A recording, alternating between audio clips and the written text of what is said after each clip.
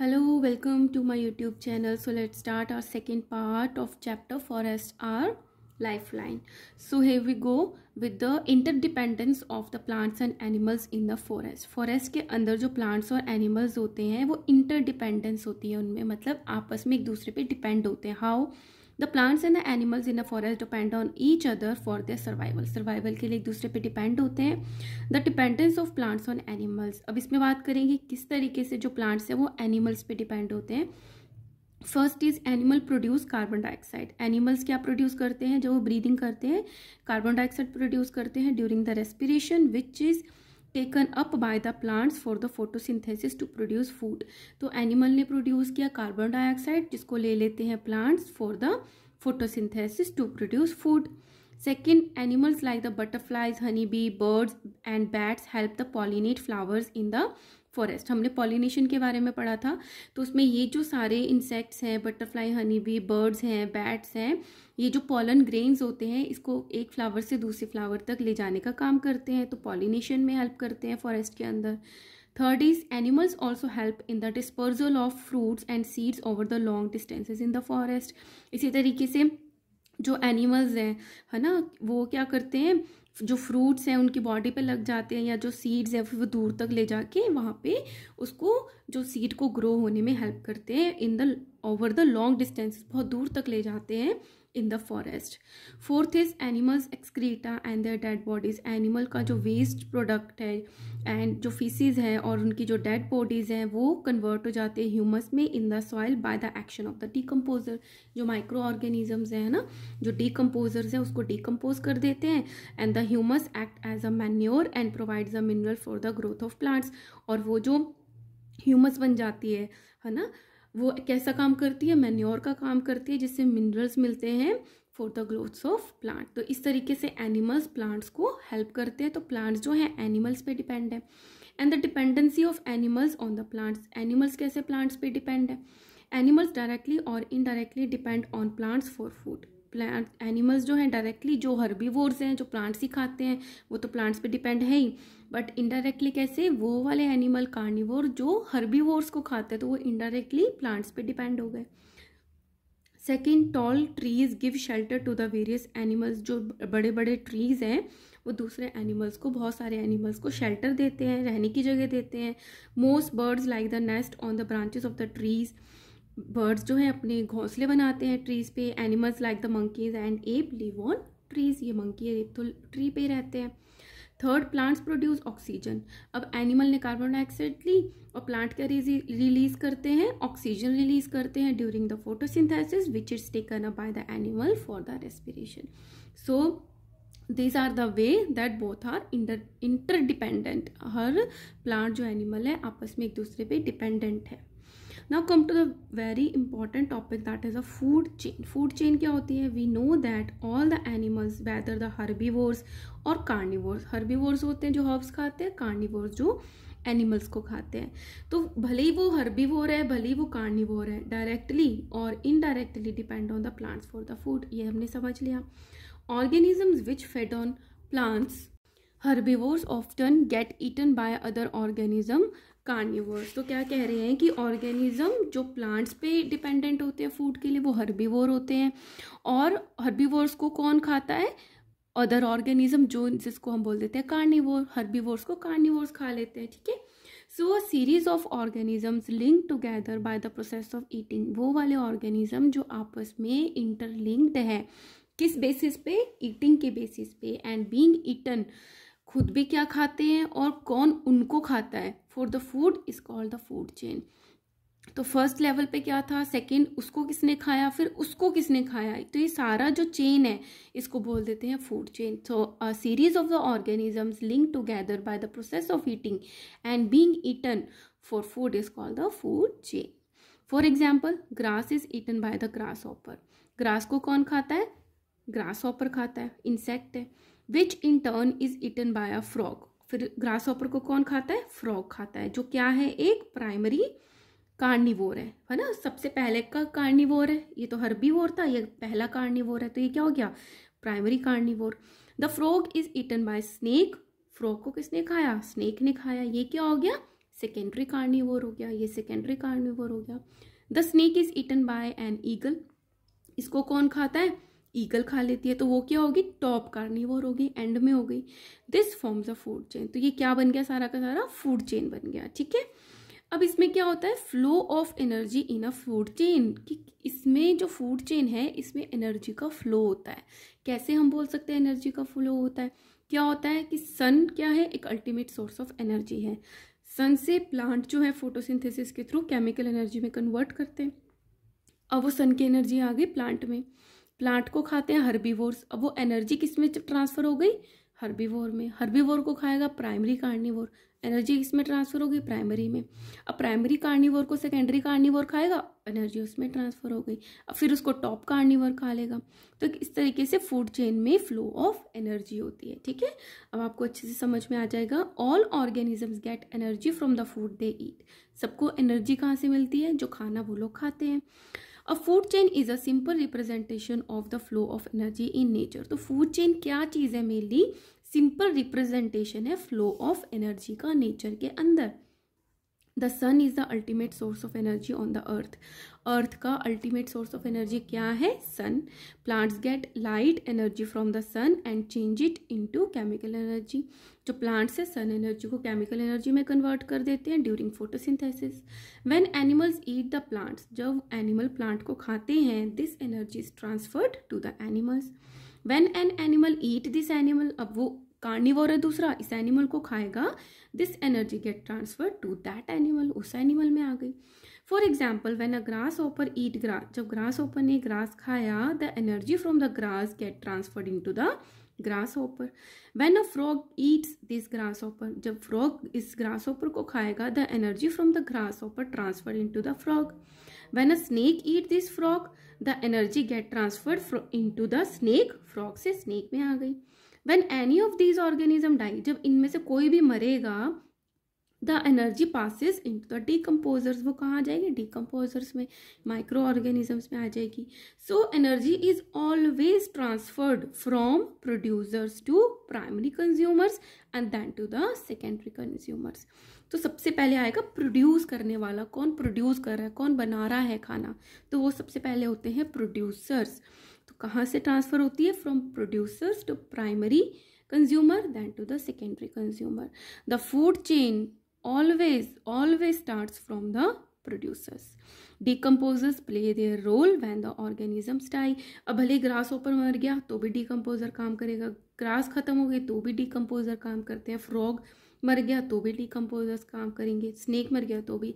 तो जो डिकम्पोजर्स हैं वो अपना रोल तभी प्ले करते हैं जब ऑर्गेनिज्म जो है वो डाई हो जाते हैं, खत्म हो जाते हैं। ठीक है, so this is the flow of energy in a food chain. अब आता है फूड वेब की। अब ऐसा तो नहीं है कि ग्रास को ओनली ग्रास होपर ही खाता है ना, गोट भी खाती है, राइट, और बहुत सारे हर्बीवोर एनिमल्स हैं जो इसको खाते हैं। इसी तरीके से ज़रूरी नहीं है कि ग्रास होपर को फ्रॉग ही खाएगा, कोई बर्ड भी खा सकता है ना। तो ये इसमें क्या है, जो फॉरेस्ट के अंदर बहुत एनिमल्स होते हैं वो आपस में इंटरलिंक्ड होते हैं, जो चेन्स होती हैं, फूड चेन होती है, वो इंटरलिंक होती हैं। जैसे ग्रास को डियर भी खाता है, ग्रास को ग्रास हॉपर भी खाता है, ग्रास को कैटरपिलर भी खाता है। ठीक है, अब ग्रास को कौन खाएगा? माउस भी खाएगा। अब माउस को ईगल भी खा सकती है ना, माउस को हॉक भी खा सकता है, स्क्वायरल को ईगल भी खा सकती है, स्क्वायरल को हॉक भी खा सकता है ना। तो इस तरीके से जो फूड चेन आपस में लिंक बना लेती है ना, उसको बोल देते हैं फूड वेब, कि वो फूड का एक जाल बन गया है। So in nature we see a number of food chains, all the food chains are interlinked, आपस में इंटरलिंक्ड होती हैं। So several food chains of a region are connected to form a food web, जो बहुत सारी food chains interconnected होती हैं उसको हम बोल देते हैं food web. So a food web is a complex feeding system if any one member is affected. अब क्या है, अब ये कहना चाह रहे हैं अगर इनमें से कोई भी एक मेंबर, जैसे हम बात करें डियर की, ये अफेक्ट हो गया, डियर ही नहीं है, या हम सोचे टाइगर ही नहीं है, टाइगर खत्म हो गए तो कितने सारे डियर हो जाएंगे फॉरेस्ट में, डियर बहुत सारे हो जाएंगे तो उनको ग्रास बहुत ज़्यादा चाहिए, ग्रास तो अपनी लिमिटेशन में ग्रो करेगी, तो उनको खाने के लिए कम पड़ेगा, तो ये डियर खत्म हो जाएंगे, है ना। तो क्या बात कर रहे हैं, if any one of is affected the food web gets disturb, ये डिस्टर्ब हो जाता है। For example if all the lion disappear, ये सब खत्म हो जाए from the forest, a pollution of the deer would increase, ये बढ़ जाएंगे। If there are too many deer in a forest, there will not be sufficient grass for all to them to eat. उनके लिए sufficient grass ही नहीं होगी खाने के लिए। Some deer will therefore starve and die. इसलिए बहुत सारे deer ऐसे होंगे जो भूखे मर जाएंगे। In other words, both deer and grass in the forest are affected. तो सिर्फ टाइगर के ना होने से डियर भी अफेक्टेड होगा और ग्रास भी अफेक्टेड होगा if all the lions disappear. सो ये क्या है, एक पूरा फूड वेब है जो इंटरलिंक्ड होता है और एक की गायब हो जाने से पूरे के पूरे फूड वेब पे इफेक्ट पड़ता है। Now tick the correct options. Number 1 is which of the following is not the main layer of forest. Forest की 3 लेयर थी, कैनोपी थी, अंडर स्टोरी थी और फॉरेस्ट फ्लोर था। तो फॉरेस्ट फ्लोर है, वेजिटेशन नहीं होता, अंडर स्टोरी होता है, कैनोपी नहीं। So answer is vegetation. Second, bird bat and monkey live on. जो बर्ड बैट और मंकी है वो कहाँ पे रहते हैं, कैनोपी पे रहते हैं, ठीक है। Humus is formed by, humus कौन बनाता है, producers, consumer, decomposer of all of the. Decomposers बनाते हैं कैसे, जो कि डेड हो जाते हैं प्लांट्स और एनिमल, डीकम्पोजर उसको डीकम्पोज करके ह्यूमस बना देते हैं जो कि मैन्योर का काम करते हैं। Fourth is a food chain always begin with, किससे स्टार्ट होती है फूड चेन, प्रोड्यूसर्स से स्टार्ट होती है। If the population of lion decreases, अगर लायंस की पॉपुलेशन कम हो जाए द पॉपुलेशन ऑफ डियर, तो डियर की पॉपुलेशन तो बढ़ जाएगी, इंक्रीज हो जाएगी, करेक्ट। चलो now come to the deforestation. Forestation forest हो गया, डीफॉरेस्टेशन मतलब फॉरेस्ट को काट देना, खत्म कर देना। So clearing a forest by cutting trees to fulfil our need of wood and land is called the deforestation. Forest को कट करना ताकि हम अपनी ज़रूरतों को पूरा करें, लकड़ियों की और लैंड की, उसको बोल देते हैं deforestation. The various causes of deforestation include, कौन से कॉजेज है डीफॉरेस्टेशन के, टेक्नोलॉजिकल एडवांसमेंट, टेक्नोलॉजी एडवांस होगी तो बहुत जल्दी हम इसको कट भी कर सकते हैं। इंक्रीज इन पॉपुलेशन, पॉपुलेशन बढ़ गई है। वुड ऑफ फॉर इंडस्ट्रीज, लकड़ी की ज़रूरत पड़ती है इंडस्ट्रीज़ के लिए। Construction of dams and forest fires, तो डैम्स और फॉरेस्ट फायर्स की वजह से डिफॉरेस्टेशन हो रहा है। Now come to the main reasons that cause the deforestation. First is increase in population. With increasing population, जनसंख्या इतनी ज़्यादा बढ़ रही है and the technological advancement more and more is required. बहुत ज़्यादा लैंड की ज़रूरत पड़ने लग गई for the colonies, housing colonies, industries, educational institutions, offices etcetera. So forest area is clear to obtain this land. तो इन सब के लिए क्या करना पड़ता है, फॉरेस्ट के एरिया को क्लीन करना पड़ता है, डिफॉरेस्टेशन करना पड़ता है। Second, wood for the industries. With the increase of the population, population बढ़ने लग गई and the better standard from the living, ताकि लिविंग को अच्छा स्टैंडर्ड मिल पाए, the demand of the wood of the industries has increase many times. तो demand बहुत ज़्यादा बढ़ गई है for making various wood products leading to the depletion of forest. इसी की वजह से क्या होने लग गया, फॉरेस्ट खत्म होने लग गए। Third, construction of dams, dams का construction. A large forest area has to be clear to construct a dam. बहुत बड़ा एरिया फॉरेस्ट का कट करना पड़ता है डैम को बनाने के लिए and this causes deforestation. Fourth, forest fires. One the forest fire start, forest में एक बार ही छोटी सी चिंगारी लग जाए, आग लग जाए, it does not stop easily, वो इजीली रुकती नहीं है and many trees are burned, causes deforestation, जिसकी वजह से बहुत सारे ट्रीज जो होते हैं वो जल जाते हैं, जिससे डिफॉरेस्टेशन होता है। ना इफेक्ट्स ऑफ डिफॉरेस्टेशन, क्या इफेक्ट आते हैं डिफॉरेस्टेशन के, deforestation causes change in the rainfall pattern. इससे क्या होता है, हमने डायरेक्टली पढ़ा है कि जो फॉरेस्ट होते हैं वो रेनफॉल में हेल्प करते हैं, क्योंकि ट्रांसपीरेशन से वाटर रिलीज होता है एटमॉस्फेयर में, जिससे क्लाउड्स बनते हैं और रेनफॉल होती है। तो जो अगर डिफॉरेस्टेशन हो गया तो रेनफॉल के पैटर्न में डेफिनेटली इफेक्ट आएगा and the deforested area receive less rainfall causing the drought condition. Drought होता है सूखा पड़ने लग जाएगा। Second, deforestation causes soil erosion. हमने पढ़ लिया बहुत अच्छे से, जो फॉरेस्ट में ट्रीज होते हैं सॉइल को पकड़ के रखते हैं, टॉप सॉइल को, जो कि फर्टाइल होती है। तो जब हम डिफॉरेस्ट कर देंगे तो सॉइल इरोजन हो जाएगा and leading to the loss of soil fertility. Third is burning of wood obtained from deforestation, जो कि लकड़ी हमें डिफॉरेस्टेशन उसके ट्रीज को काट के मिलती है जब हम उसको जलाते हैं, causes the increase in the concentration of carbon dioxide in the atmosphere. तो एटमॉस्फेयर में कार्बन डाइऑक्साइड की कंसंट्रेशन बढ़ जाती है। Excess of carbon dioxide causes air pollution, जिससे एयर पोल्यूशन होता है। And the carbon dioxide is a greenhouse gas. Greenhouse gas का मतलब होता है कार्बन डाइऑक्साइड एक ऐसी गैस है जो कि हीट को अर्थ पे रोक कर रखती है। तो इससे क्या हो जाता है, ग्लोबल वार्मिंग होती है and increase in the earth temperature. So this causes a soil erosion and this causes a air pollution and the global warming. In the absence of trees of the forest, जब trees ही नहीं होंगे forest में, the rain water flow faster causing the flood condition. तो क्या पानी को रोक नहीं पाएंगे, जिससे आगे जाके वहाँ पे बाढ़ आ सकती है। Deforestation causes adverse climatic changes. Climatic changes करेगा कैसे, द क्लाइमेट बिकम वार्मर, ठंडक ही नहीं होगी वहाँ पे। एंड ड्रायर, सूखा होगा क्योंकि ट्रांसपिरेशन से वाटर वेपर्स ही प्रेजेंट नहीं है। In the absence of humidity in the deforested area. So in the absence of trees and the plants the animal will not get food and the shelter. Animal को भी रहने को खाने को नहीं मिलेगा। So these are the causes of deforestation. Now अब importance पढ़ ली हमने फॉरेस्ट की, डिफॉरेस्टेशन पढ़ लिया, उसका इफेक्ट पढ़ लिया। अब हम कंजर्वेशन कैसे करें फॉरेस्ट का, कैसे फॉरेस्ट को बचा के रखें। Since forest are very beneficial to us, other animals and the environment, हमारे लिए भी बहुत ज़रूरी है, एनवायरनमेंट के लिए। So we must conserve our forest.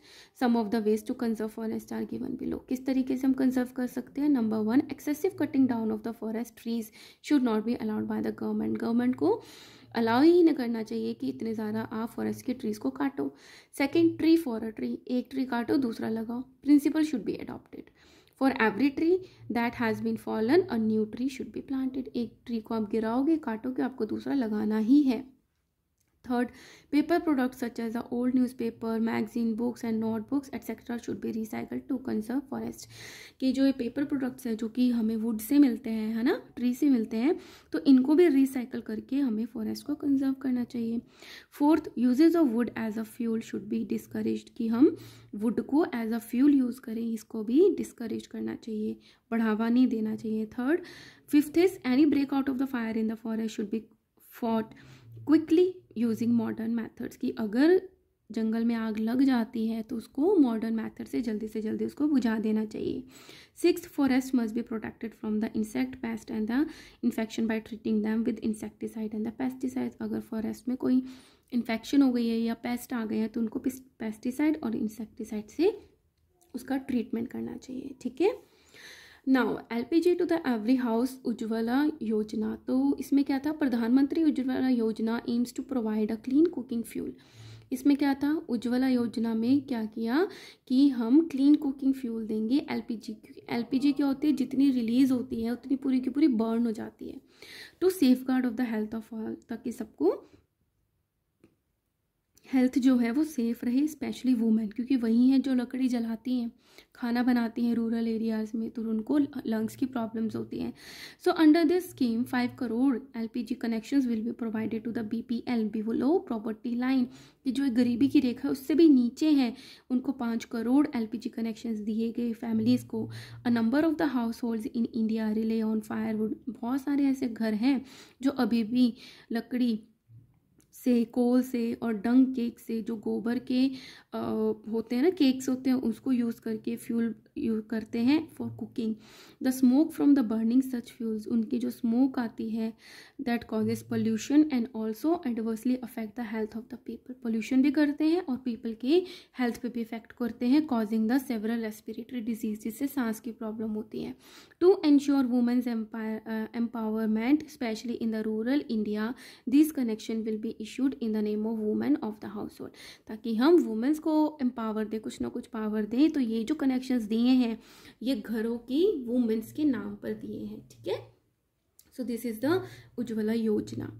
Now afforestation हमने पढ़ा था, डी मतलब काटना, एफॉरेस्टेशन मतलब बनाना।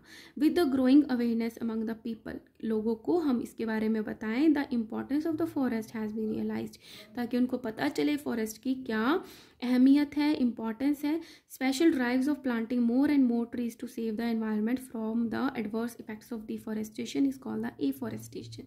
हम स्पेशल ड्राइव चलाई जाए कि ज़्यादा से ज़्यादा प्लांट्स को उगाया जाए, ट्रीज को, टू सेव द एनवायरनमेंट, ताकि हमारा एनवायरनमेंट सेफ रहे और एडवर्स इफेक्ट से हम बचें डिफॉरेस्टेशन के, इसी को बोलते हैं afforestation.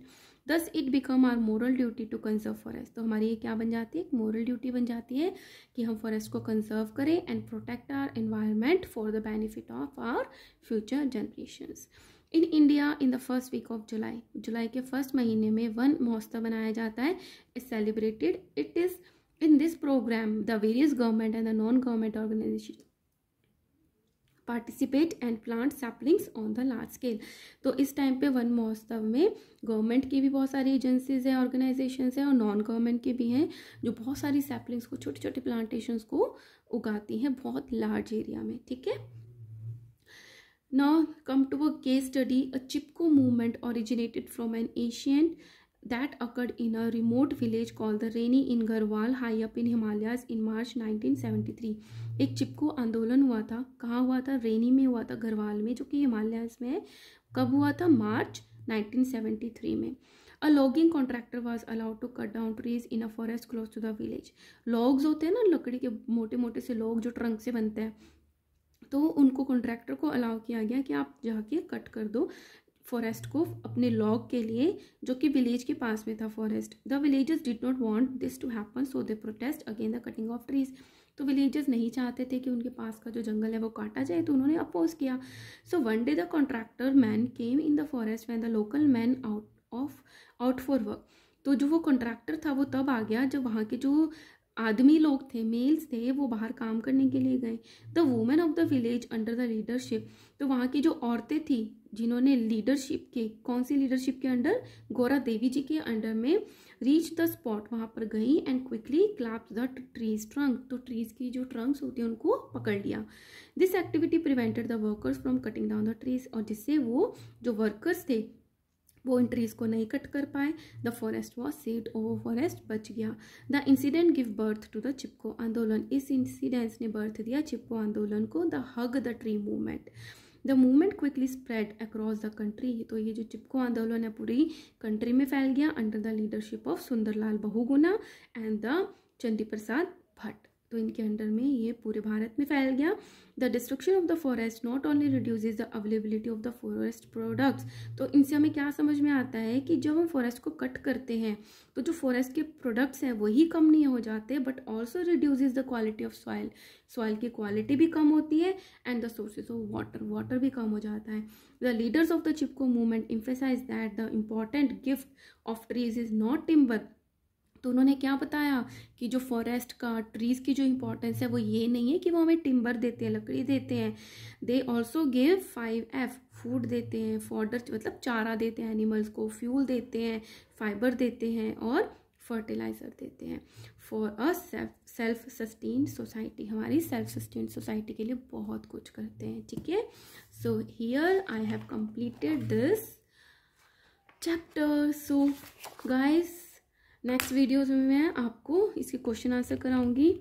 And if you like my hard working, kindly like, share and subscribe. Thank you.